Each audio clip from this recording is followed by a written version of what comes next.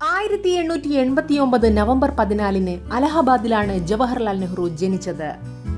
Indian സ്വാതന്ത്ര്യ സമരത്തിലെ ഐതിഹാസിക നായകനാണ് അദ്ദേഹം. കുട്ടികളുടെ സ്വന്തം ചാച്ചാജി എന്ന പേരിൽ അറിയപ്പെടുന്ന ജവഹർലാൽ നെഹ്റുവിന്റെ ജന്മദിനമായ നവംബർ 14 നമ്മൾ ശിശുദിനമായി ആചരിക്കുന്നു. കുട്ടികളുടെ ക്ഷേമത്തിലും സ്വാതന്ത്ര്യത്തിലും വിദ്യാഭ്യാസത്തിലും ശ്രദ്ധ കേന്ദ്രീകരിക്കാനായി സംഘടിപ്പിക്കുന്ന ദിനാചരണമാണ് ശിശുദിനം. ഇന്ത്യൻ സ്വാതന്ത്ര്യ സമരത്തിന്റെ മുന്നണി പോരാളികളിൽ ഒരാളായിരുന്ന ജവഹർലാൽ നെഹ്റുവിന്റെ ജീവിതകഥയിലെ ചില ഭാഗങ്ങൾ നമുക്കറിഞ്ഞിരിക്കാം. മോത്തിലാൽ നെഹ്റുവിന്റെയും സ്വരൂപ് റാണി തുസുവിന്റെയും 3 മക്കളിൽ ഒരാളായ ജവഹർലാൽ നെഹ്റുവിന്റെ ബാല്യകാല വിദ്യാഭ്യാസം വീട്ടിൽ വെച്ച് തന്നെയായിരുന്നു. ബാല്യകാലത്ത് അധ്യാപകർ വീട്ടിൽ വന്ന് അദ്ദേഹത്തെ പഠിപ്പിക്കുമായിരുന്നു. 15 വയസ്സിന് ശേഷം അദ്ദേഹം ഇംഗ്ലണ്ടിൽ പഠിക്കാൻ പോയി. 1905 അദ്ദേഹം ഇംഗ്ലണ്ടിലെ ഹാരോ സ്കൂളിൽ ചേർന്നു. കാംബ്രിഡ്ജിലെ ട്രിനിറ്റി കോളേജിൽ നിന്ന് ബിരുദമെടുത്തു. ലണ്ടനിലെ ഇന്നർ ടെമ്പിളിൽ നിന്ന് ബാരിസ്റ്റർ ബിരുദവും നേടിയ ശേഷം ഇന്ത്യയിൽ തിരിച്ചെത്തി. 1912 അലഹബാദിൽ അഭിഭാഷകനായി ഔദ്യോഗിക ജീവിതം ആരംഭിച്ചു. और सवाल ये है कि बच्चे उसे पसंद करते हैं कि नहीं, ये थोड़ी मैं पसंद करता हूँ कि नहीं है? मेरा पसंद करना न करने का कोई माने ही नहीं है. बच्चे करें तो अच्छा है, बच्चे नहीं करें तो निकम्मा है. अच्छा, और दुबे बस को चलाता है तुम्हें पसंद है.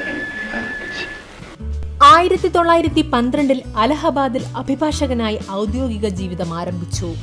1912 തന്നെയാണ് അദ്ദേഹം ബങ്കിപ്പൂർ കോൺഗ്രസ് സമ്മേളനത്തിൽ പങ്കെടുത്തതും.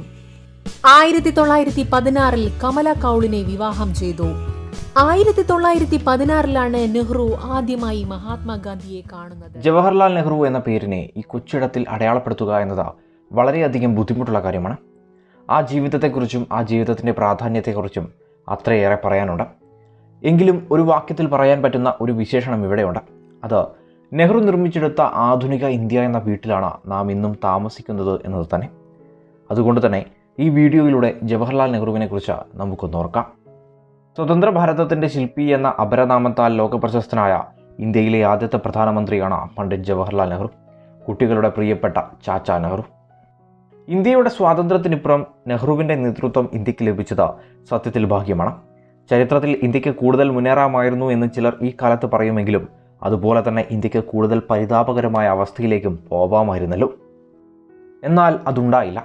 പകരം കെട്ടുറപ്പുള്ള ഒരു ഇന്ത്യയെ സമ്മാനിക്കുന്നതിൽ അതിബുദ്ധിമാനും ദീർഘവീക്ഷണവുമുള്ള നെഹ്റു എന്ന വ്യക്തിയുടെ നേതൃപാടവം ഇന്ത്യക്ക് ഗുണകരമായി എന്ന് നിസ്സംശയം പറയാം. അതുകൊണ്ട് തന്നെയാണ് സി രാജഗോപാലാചാരി അദ്ദേഹത്തെ most civilised man and a man dear to the nation എന്ന് വിശേഷിപ്പിച്ചത്. സ്വാഭാവികമായും ജവഹർലാൽ നെഹ്റു പലകുറി അറസ്റ്റ് ചെയ്യപ്പെടുകയുമുണ്ടായി. ജയിലിൽ ആശയപരമായ പ്രചാരണത്തിനും അദ്ദേഹം തുടക്കം കുറിച്ചു. പിന്നീടുള്ള കാലം ഇന്ത്യ എന്ന രാജ്യം എങ്ങനെയിരിക്കണമെന്ന വ്യക്തമായ കാഴ്ചപ്പാടോടുകൂടി ജവഹർ പോരാട്ടങ്ങൾ തുടർന്നു.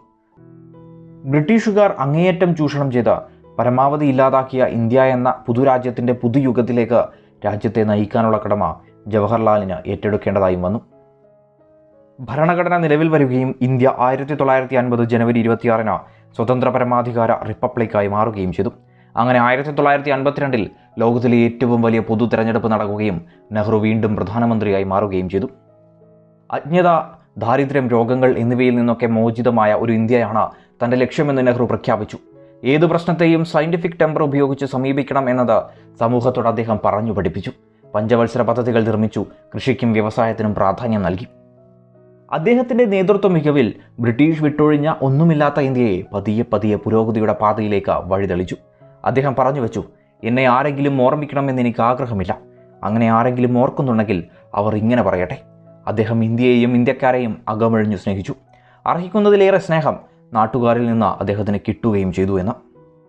പിന്നീട് 1964 മെയ് 27 ഭാരതത്തിൻ്റെ മഹാനായ ആ നേതാവ് നിത്യനിദ്രയിൽ ലയിക്കുകയുണ്ടായി.